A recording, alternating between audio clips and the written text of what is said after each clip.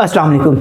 आज आपका mini MDCAT था, हो गया टेस्ट। मेरी आपसे सिर्फ एक एक्सपेक्टेशन थी कि आपने तैयारी की हो, आपने अपना बेस्ट दिया हो। बेस्ट देने से क्या मुराद थी? बेस्ट से मुराद ये है कि आपने अपना नॉलेज अच्छे से रिवाइज किया हो, आपने स्ट्रेस मैनेजमेंट की टेक्निक्स को प्रैक्टिस किया और आपको टाइम मैनेजमेंट करना आता हो, और इन तीनों चीज़ों को एक साथ मिला के जब आपने किया हो तो एक अच्छा रिजल्ट निकले। और इसका अच्छा रिजल्ट जो आज हमारे पास निकला, जो टॉपर्स है हमारे पास वो 172, 171, 170 पे। अब इस वीडियो का टाइटल मैंने रखा है लास्ट 28 डेज क्या करने आगे। हो गया, मिनी एमडीकैट हो गया, आगे बढ़ना है। हमने देखना है कि अगर इन तीनों चीज़ों में से कोई एक भी चीज़ मेरी वीक थी आज के दिन, तो मैंने अगले 28 दिन उन्हें कैसे प्रैक्टिस करना है, क्योंकि ये तीनों चीज़ें एक साथ आपको कहीं और नहीं मिलती। आप एकेडमी में टेस्ट प्रैक्टिस करते हो, आप घर में बुक से प्रैक्टिस करते हो, ये तीनों चीज़ें ना एक साथ नहीं हो रही होती। वहाँ पे आपको वो स्ट्रेस नहीं होता जो कि पूरे कंपटीशन में होता है। जब ये तीनों चीज़ें एक साथ आती हैं तो आपने किस किस को कितना कितना मैनेज किया, क्या चीज़ रह गई, आगे क्या करना है, तीनों को कैसे इंप्रूव करना। सबसे पहले बात करते हैं नॉलेज की। आपने ना मिनी एमडीकैट की सारी डिस्कशन वीडियोस एक एक एमसीक्यू की देखनी है। वो डिस्कशन वीडियोस आपको बता देंगी कि आपका कौन सा टॉपिक, कौन सा चैप्टर, कौन सा सब्जेक्ट वीक है। वो आपको अगले 28 दिनों के लिए एकेडमिकली एक पाथवे दे देंगे कि मैंने इस पाथवे पे चलना है, ये चीज़ें अपनी इंप्रूव करनी है, आपको एक रास्ता मिल जाएगा।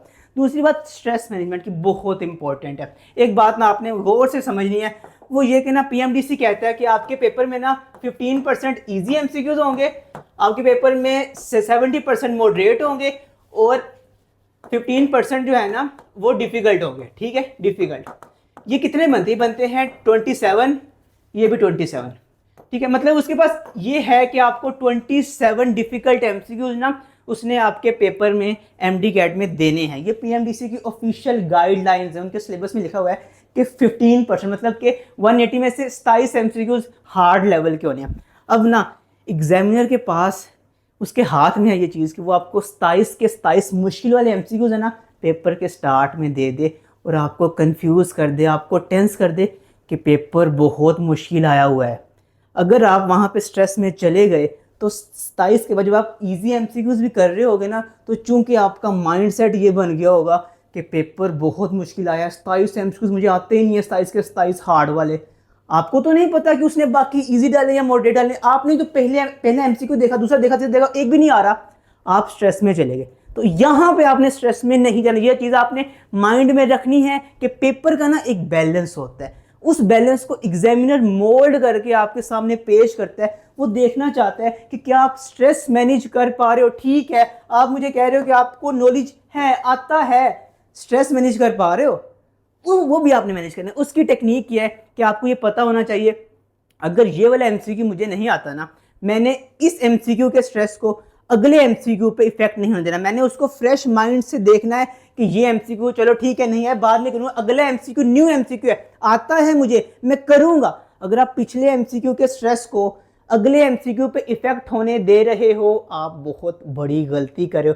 180 अलग अलग एमसीक्यूज हैं और वो 180 अलग अलग आपके ब्रेन की पावर डिमांड करते हैं। किसी एक एमसीक्यू की पावर किसी दूसरे एमसीक्यू को नहीं देनी, अलग अलग सोचना है।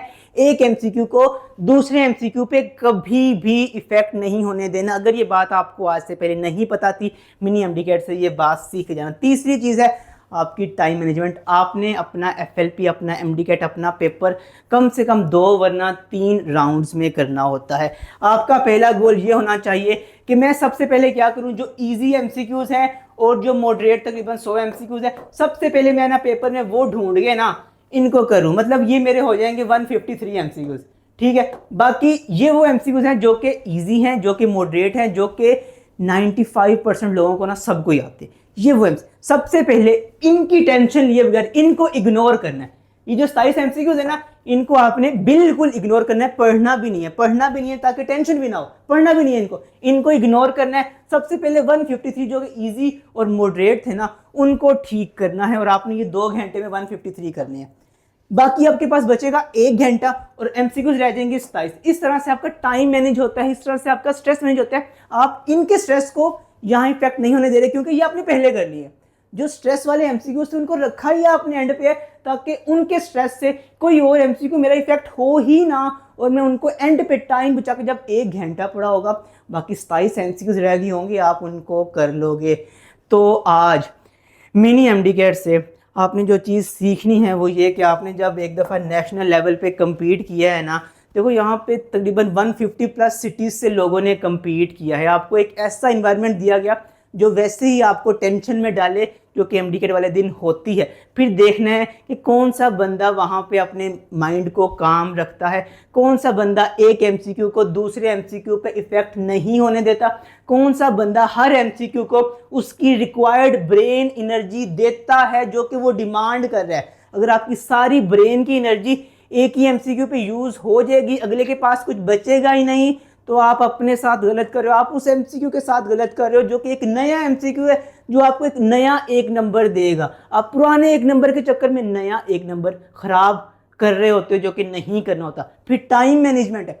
अभी आपने नॉलेज के लिए तो बहुत सिंपल सा पाथवे है, आपने डिस्कशन वीडियो सारी सुननी है, नोट करना है, देखना है कि मेरे नॉलेज गैप्स किस किस टॉपिक किस किस चैप्टर में थे, उनको लिख लेना है। अगले 28 दिन का एक रोड मैप आपको नॉलेज के हवाले से मिल गया कि मैंने क्या क्या चीज़ें ना इम्प्रूव करनी।